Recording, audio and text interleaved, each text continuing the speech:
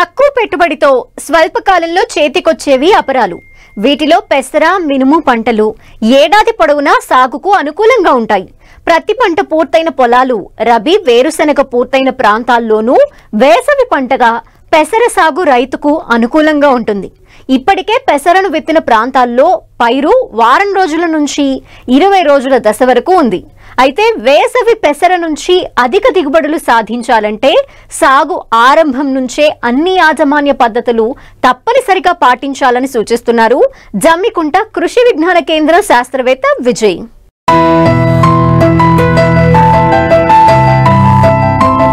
స్వల్ప వ్యవధిలో పంట చేతికొచ్చి రైతుకు ఆర్థికంగా భరోసానిస్తున్నాయి అపరాల పంటలు. ముఖ్యంగా పెసర అన్ని కాలాల్లోనూ సాగుకు అనుకూలంగా ఉంటుంది. ఏక పంటగానే కాక పలు పంటల్లో అంతర పంటగాను, పచ్చిరొట్ట పైరుగాను పలు పంటల సరళిలో పంట మార్పిడి కోసం ఇట్టే ఇమిడిపోవడంతో దీని సాగు నీటిపారుదల కింద వేసవిలో సైతం రైతుకు లాభదాయకంగా మారింది. సాధారణంగా ఫిబ్రవరి నుంచి మార్చి 15 వరకు పెసర విత్తడానికి అనుకూలమైన సమయం. నీటి వసతి కింద ఇప్పటికే పెసరను విత్తిన రైతాంగం కీలకమైన సాగు యాజమాన్య పద్ధతుల పట్ల కూడా కొంత అవగాహన కలిగి ఉండాలని సాగు యాజమాన్యం గురించి తెలియజేస్తున్నారు కరీంనగర్ జిల్లా జమ్మికుంట కృషి విజ్ఞాన కేంద్రం శాస్త్రవేత్త విజయ్. ప్రస్తుతం పరిస్థితులు కనుక చూసుకున్నట్లయితే మనము ఈ వేసవిలో సాగు చేసుకోవడానికి అనుకూలమైన పంట పెసర పంట. అయితే ఈ వేసవి పంట సాగులో కొన్ని యాజమాన్య పద్ధతులు కనుక చూసుకున్నట్లయితే సాధారణంగా ఈ వేసవి పంటగా మనం పెసరను సాగు చేసుకోవడానికి అన్ని రకాల నేలలు అనుకూలమైనవి. అయితే దీంట్లో ముఖ్యమైనది కనుక చూసుకున్నట్లయితే మనము విత్తన మోతాదు సాధారణంగా ఎకరానికి 6 నుంచి 8 కిలోల విత్తనము సరిపోతుంది. అయితే ఈ విత్తనం తీసుకున్న తర్వాత మనము విత్తన శుద్ధి అనేది చేయాల్సి ఉంటుంది. అయితే లీటర్ నీటికి 5 మిల్లీలీటర్ల ఇమిడాక్లోప్రిడ్ కనుక కలుపుకొని విత్తన శుద్ధి చేసుకున్నట్లయితే తొలి దశలో ఆశించే రసం పీల్చే పురుగుల నుంచి పంటను కాపాడుకోవడానికి అవకాశం ఉంటుంది. అదేవిధంగా మనము రైజోబియంతో కనుక విత్తన శుద్ధి చేసుకున్నట్లయితే మనకు ఈ విత్తనం ద్వారా సంక్రమించే తెగులను అరికట్టుకోవడానికి, అదేవిధంగా విత్తనంలో నత్రజని శాతం కూడా మనం వేసుకునే ఎరువులో నత్రజని యొక్క సమతుల్యత కూడా పెరిగి మనకు పంట ఎక్కువ పెరగడానికి అవకాశం ఉంటుంది. అయితే వేసవి పంటగా మనము పెసర పంటను సాగు చేసుకునేటప్పుడు విత్తనం విత్తుకున్న తర్వాత 24 గంటల లోపల కలుపు యాజమాన్యం కోసము మనము కలుపు మందు పిచికారీ చేయాల్సిన అవసరం ఉంటుంది. దీనిలో భాగంగా మనం విత్తనం విత్తిన వెంటనే నేలలో పదను ఉన్నప్పుడు 24 నుంచి 48 గంటల లోపల పెండిమిథాలిన్ అనే కలుపు మందును పిచికారీ చేసుకున్నట్లయితే మనకు పంట తొలి దశలో వచ్చే కలుపును అరికట్టుకోవడానికి అవకాశం ఉంటుంది. అయితే విత్తనం విత్తిన తర్వాత మళ్ళీ మనకు 20 నుంచి 30 రోజుల లోపల కలుపు వచ్చే అవకాశం ఉంది. ఈ కలుపు నిర్మూలించుకోవడానికి మనము ఎకరానికి 300 మిల్లీలీటర్ల ఇమాజితా పైర్ అనే కలుపు మందును కనుక పిచికారీ చేసుకున్నట్లయితే పంటలో వచ్చే కలుపును ఎక్కువగా నిర్మూలించుకోవడానికి అవకాశం ఉంటుంది.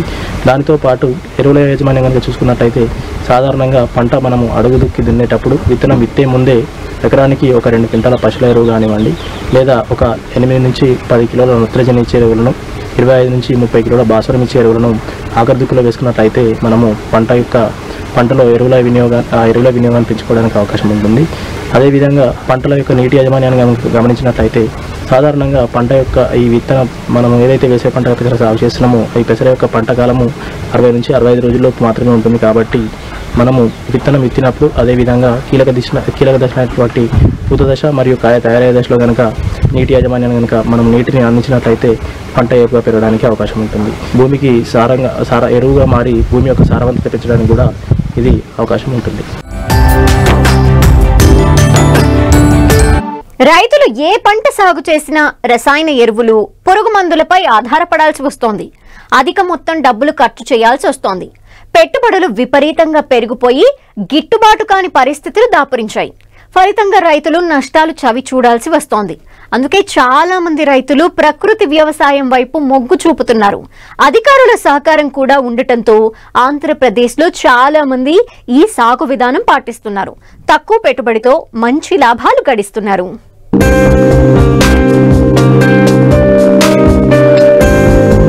మనం తినే ఆహారమే మన ఆరోగ్యాన్ని కాపాడుతుంది. అందుకే పెద్దలన్నారు వంటిల్లే పెద్ద వైద్యశాల అని. అదే సూత్రాన్ని ఆచరిస్తున్నారు ఏలూరు జిల్లా నూజివీడు మండలంలోని పలువురు రైతులు. ఆరోగ్యకరమైన ఆహారాన్ని పండించడమే కాకుండా వినియోగదారుడికి అందించే లక్ష్యంతో సాగులో దూసుకుపోతున్నారు. ప్రకృతి వ్యవసాయంతో 30కి పైగా వివిధ రకాల పంటలు, కూరగాయలు సాగు చేస్తూ లాభాలు ఆర్జిస్తున్నారు.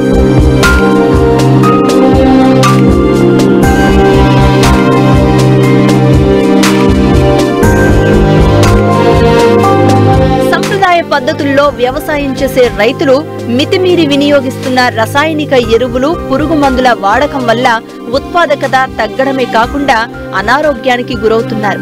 ప్రకృతి సాగులో ఆ పరిస్థితి కనిపించడం లేదు. అందుకే రావిచర్ల గ్రామానికి చెందిన రైతు వెంకటకృష్ణ ప్రసాద్ 3 ఏళ్లుగా ప్రకృతి విధానంలో వరి, మొక్కజొన్నతో పాటు మామిడి పంటలను పండిస్తున్నారు.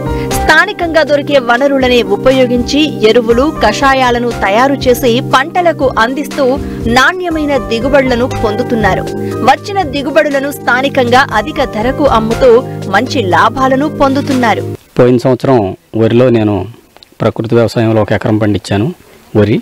ఆ తర్వాత మా సొంత పొలమైన మామిడి మొక్కలకి ఎలాంటి రసాయన ఎరువులు కొట్టుకోకుండా ఎరువు, గేదెల పేడ ఎరువు, తర్వాత వేసవకాలం పూతలు ఈ సీజన్కి వచ్చేసరికి మరి వేప నూనె, ఈ కోడిగుడ్లు, అలాగే మరి కొబ్బరి నూనె వీటిని తయారు చేసి డ్రమ్లో కలిపి పిచికారీ చేస్తున్నాం పైన.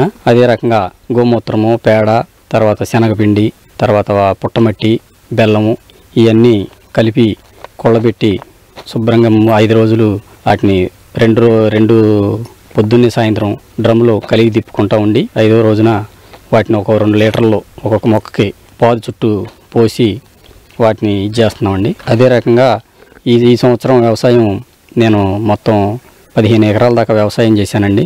దాంట్లో ప్రకృతి వ్యవసాయంలో భాగంగా ఈ సేంద్రియ పద్ధతుల్లో వరి 1 ఎకరంన్నర పైగా బీపీటీలు పండించాను. పూర్తిగా దీని మీద ఈ ప్రకృతి వ్యవసాయంలోనే పండించాను. అలాగే మొక్కజొన్న వేసాను. మొక్కజొన్న 8 ఎకరాల దాకా పెట్టామండి. దాన్ని కూడా కొంతవరకు ఈ పద్ధతుల్లో చేస్తున్నాం. కోడిగుడ్డు, వేప నూనె ద్రావణంతో పైన పిచికారీ చేయడం పురుగులకి అవి చేస్తున్నామండి. అలాగే కోడిగుడ్డు, నిమ్మరసం, బెల్లం ఈ 3 కలిపిన మిశ్రమంతో ఈ మామిడి మొక్కలకి స్ప్రే చేస్తున్నామండి. బాగా ఈ గ్రోత్కి, పింద పెరుగుదలకి ఎలాంటి చీడపీడలు కానీ తెగుళ్ళు కానీ రాకుండా ఉండటానికి ఉపయోగపడుతుందని చెప్పారు. మామూలుగా రసాయన ఎరువులు కొనుక్కొచ్చుకుంటే ఒక 500 లీటర్ల ట్యాంకులకి ట్యాంక్ వచ్చేసి 3000, 4000, 5000 అలా ఖర్చు అయ్యేదండి. కాకపోతే ఈ ప్రకృతి వ్యవసాయంలో చేసే దాంట్లో గోమూత్రం మనకి ఇక్కడ పిరమిడ్ ధ్యాన మందిరంలో ఫ్రీగా ఇస్తున్నారు, పేడ, గోమూత్రం. అలాగే బెల్లం కొంచెం తక్కువ రేటు బెల్లం తీసుకుంటున్నాం. శనగపిండి మన మిల్లుల దగ్గర 2వ రకం పిండ్లు తక్కువ ఖర్చులో తీసుకుని వస్తున్నాం. కాబట్టి చేయటానికి కొంచెం మన దగ్గర శ్రమ, కొంచెం టైం ఎక్కువగా తీసుకుంటుంది తప్ప ఖర్చు విషయంలో రూపాయికి 70 పైసలు ఖర్చు తగ్గిపోతుందండి. కానీ అదే రకంగా దిగుబడిలో కూడా మంచి బాగుంటుంది. మంచి క్వాలిటీ కానీ, కాయలో కానీ, తినే వాటిలో టేస్ట్ కూడా చాలా బాగుంటుంది, ఎలాంటి కెమికల్ లేకపోవటం వల్ల. అదే రకంగా మన దగ్గర ఈ కొనేటప్పుడు కూడా రేటు వేరియేషన్ చూస్తే మామూలుగా ధాన్యం 2000కి అమ్మారండి రావిచర్లలో, సన్నాలు బీపీటీలు. అదే నేను ప్రకృతి వ్యవసాయంలో పండించిన 2500 చొప్పున నా దగ్గర అందరూ కొనుక్కున్నారండి. ఇంకా నేను సరిపడా ఉంచుకొని మిగిలిన ఎంఏసి చేయటం జరిగింది. ఆ రకంగా కూడా మనకి ప్రకృతి వ్యవసాయంలో పండించిన పంటల మీద అధిక రాబడి, అధిక దిగుబడి అనేది రావటం జరుగుతుందండి. మామిడిలోకి వచ్చేసరికి ఇది 2వ సంవత్సరం కాపండి ఇది మేము ఆపుకున్నది మొక్కలకి. లాస్ట్ ఇయర్ అయితే మా సొంత వాళ్ళకి ఇచ్చుకున్నాం కానీ బయట మార్కెట్ ఏం చేయలేదు. ఈ సంవత్సరం ఇప్పటి నుంచే చాలా అందరూ ఇలా నువ్వు చేస్తున్నావు కదా, మీ మామిడికాయలు రసాలు నాకు ఇన్ని కాయలు కావాలని ఇప్పటి నుంచే చాలామంది అడుగుతున్నారు ఫోన్ చేసి మా వాళ్ళందరూ. ఎలాంటి కలతరో ఇట్లాంటి ఏమి రసాయనాలు లేని మామిడికాయలు, అందులోనూ గట్టి మోపు నేల, మంచి క్వాలిటీ కూడా మంచి కలర్ వస్తాయి అని చెప్పేసి అందరూ నన్ను డిమాండ్ ఎక్కువగా ఉంది. మామిడి ఇప్పుడు మన తుఫాన్కి వచ్చేసి కొంత ఈ మంగు అది మన తుఫాన్ వల్ల కొంత మంగు అది వచ్చిందండి. ఇప్పుడు ఇది వాడటం వల్ల కొంతవరకు ఇక ముందు వచ్చేదంతా చాలా క్వాలిటీగా వస్తుంది అనేది మేము ఆశిస్తున్నాం. ప్రకృతి వ్యవసాయం ప్రస్తుత వ్యవసాయ విధానాలకు సరియైన లాభసాటి ప్రత్యామ్నాయ విధానం. అధిక దిగుబడి, అత్యున్నత జీవనోపాధి, సంపూర్ణ ఆరోగ్యం కోసం ఈ విధానం ఎంతగానో దోహదపడుతుందని ప్రకృతి వ్యవసాయ విభాగం అధికారులు అంటున్నారు. గ్రామాల్లో సేంద్రియ ఎరువులు, ఘన, ద్రవ జీవామృతాలు, కషాయాల తయారీపై రైతులకు అవగాహన కల్పిస్తూ పంటల సాగులో సలహాలు సూచనలు అందిస్తూ పెట్టుబడి లేని సాగు విధానాన్ని ముందుకు తీసుకెళ్తున్నారు. ప్రకృతి వ్యవసాయం అంటే సహజ సిద్ధంగా మనకు దొరికేటువంటి ప్రకృతిలో ఉన్నటువంటి వనరులను ఉపయోగించుకొని మనం ప్రకృతి వ్యవసాయం ఎలా చేయాలి, మన సాయిల్ని కానీ మన ఆరోగ్యాన్ని కానీ ఎలా బాగు చేసుకోవాలి అనే దాని మీద రావిచర్ల గ్రామంలో నేను రైతులకి సూచనలు సలహాలు ఇస్తూ వారికి అందుబాటులో ఉండి వారితో తయారు చేయించి చేపిస్తుంటాను వ్యవసాయానికి సంబంధించినవి. ఇప్పుడు ప్రజెంట్ ప్రసాద్ గారి ఇంటి వద్ద మనం ఈ వారి మామిడి తోట కొరకు ప్రజెంట్ తయారు చేసినటువంటి కషాయాన్ని గమనిద్దామండి. ఇది వచ్చేసి పొటాష్ ద్రావణం అంటారు. ఈ పొటాష్ ద్రావణం అనేది పోషకానికి బాగా ఉపయోగపడుతుంది. మనం ఇది బనానా స్టెమ్ తీసుకొని బెల్లం తీసుకొని తయారు చేస్తామండి. ఇది రెండోది వచ్చేసేసి సల్ఫర్ ద్రావణం అండి. సల్ఫర్ ద్రావణం అనేది మళ్ళీ ఉల్లిగడ్డలు తీసుకొని తయారు చేస్తాము. ఈ సల్ఫర్ ద్రావణం అనేది పోషకానికి ఉపయోగపడుతుంది మరియు తెగుళ్ళ నివారణకి, అంటే పోషకం అనేది తీసుకోవటం వల్ల మొక్క అనేది పోషకం ఉండటం వలన సల్ఫర్ అనే పోషకం తీసుకోవడం వల్ల తెగుళ్ళని తట్టుకునేటువంటి సామర్థ్యం అనేది ఏర్పడుతుంది. దాంతోపాటు ఇది రసం పీల్చే పురుగులను కూడా నివారించడానికి బాగా తోడ్పడుతుందండి. మూడోది తీసుకున్నట్టయితే కోడిగుడ్డు నిమ్మరస ద్రావణం అండి. ఈ కోడిగుడ్డు నిమ్మరస ద్రావణం అనేది పోషకానికి, అంటే ఎక్కువ మోతాదులో అన్ని రకాల పోషకాలు మనకు దాంట్లో ఉండటం వలన అది కాయల పెరుగుదలకు కానీ లేదంటే మనకు ఫ్లవరింగ్ స్టేజ్లో కానీ మొక్క పెరుగుదల స్టేజ్లో కానీ ప్రతి స్టేజ్లో కూడా దాన్ని వాడొచ్చండి. దాన్ని బాగా ఉపయోగపడుతుంది. అన్ని పంటలకు కూడా మనం ఇది పిచికారీ చేసుకోవచ్చు. ఇప్పుడు వచ్చేసి ఇంకోటి వేప నూనె, కోడిగుడ్డు, కొబ్బరి నూనె ద్రావణం అండి. ఇది వచ్చేసి కొబ్బరి నూనెలో అనేది మనకి సైటోకైనిన్ అనే హార్మోన్ ఉంటుంది. ఆ హార్మోన్ అనేది ఏదైనా పింద కానీ లేదంటే మొక్క కానీ లేదంటే పూత కానీ ఏ మొగ్గ అయినా కానీ అది పెరుగుదలకి ఎక్కువగా తోడ్పాటు చేస్తుంది ఆ సైటోకైనిన్ అనే హార్మోన్. అందువలన ఏంటంటే మనం దీన్ని ఆ కొబ్బరి నూనె కూడా వాడటం జరిగింది. ఇక మనకి వేప నూనె అనేది వచ్చే లోపల మనకు పురుగు నివారణకు అనేది బాగా ఉపయోగపడుతుంది. ప్రజెంట్ ఉన్న సిచ్యువేషన్లో మన తోటల్లో ఈ ట్రిప్స్ కానీ లేదంటే తేనెమంచు పురుగు నివారణకు కానీ దీన్ని ఉపయోగించి వీటిని పిచికారీ చేయడం ద్వారాగా ఆ పురుగులను కూడా సక్రమంగా మనం నివారించుకోవచ్చు. చెరకు తోటలు సాగు చేసే రైతాంగానికి వేసవిలో ఎదురయ్యే సవాళ్లు అనేకం. వీటిని అధిగమించినప్పుడే చెరుకులో ఆశించిన దిగుబడి పొందే వీలుంది. చెరకు బాల్య దశ అంటే పిలకలు చేసే సమయం పూర్తిగా వేసవిలోనే పూర్తవుతుంది. ఈ సమయంలో తీవ్రమైన ఎండలు, నీటి ఎద్దడి పరిస్థితుల్ని రైతులు ఎదుర్కోవాలి. చీడపీడల్ని సకాలంలో అరికట్టాలి. మరిన్ని వివరాల్ని ప్రధాన శాస్త్రవేత్త డాక్టర్ పొట్లూరి షేక్స్పియర్ ద్వారా తెలుసుకుందాం.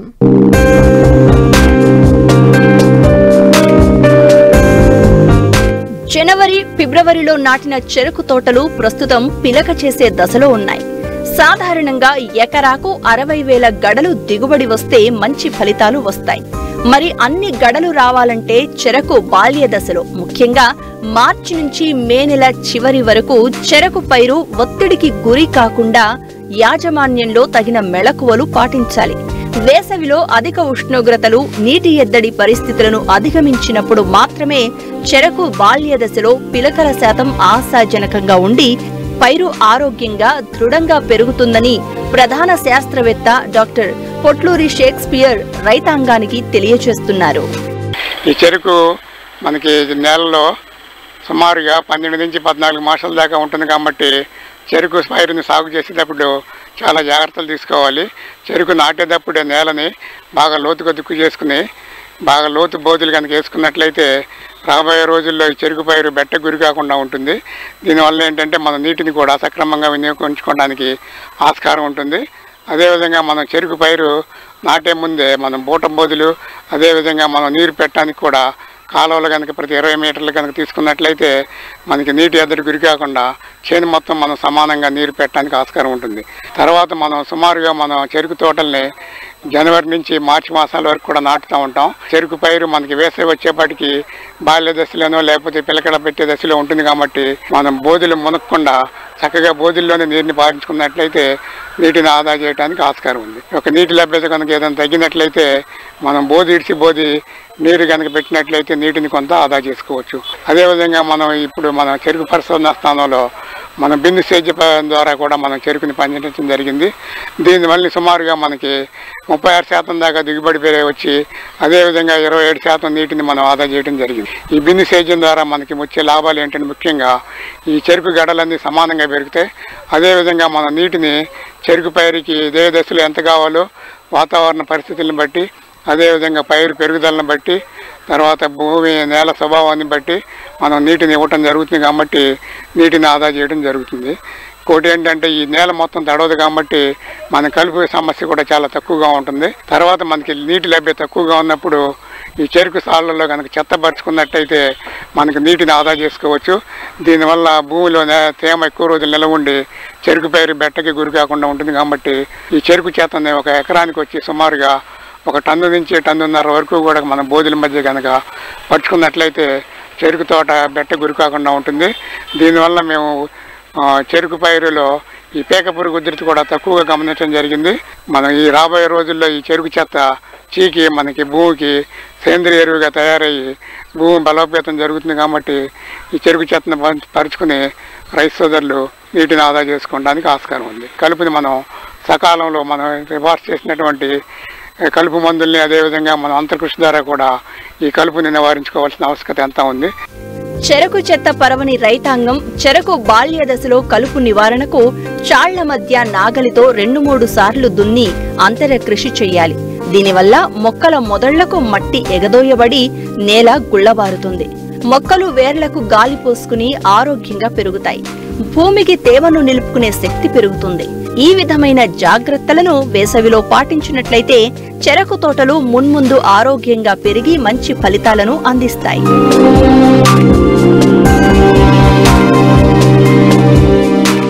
ప్రొఫెసర్ జయశంకర్ తెలంగాణ వ్యవసాయ విశ్వవిద్యాలయం వారు అందిస్తున్న వాతావరణ ఆధారిత వ్యవసాయ సూచనలను ఇప్పుడు తెలుసుకుందాం.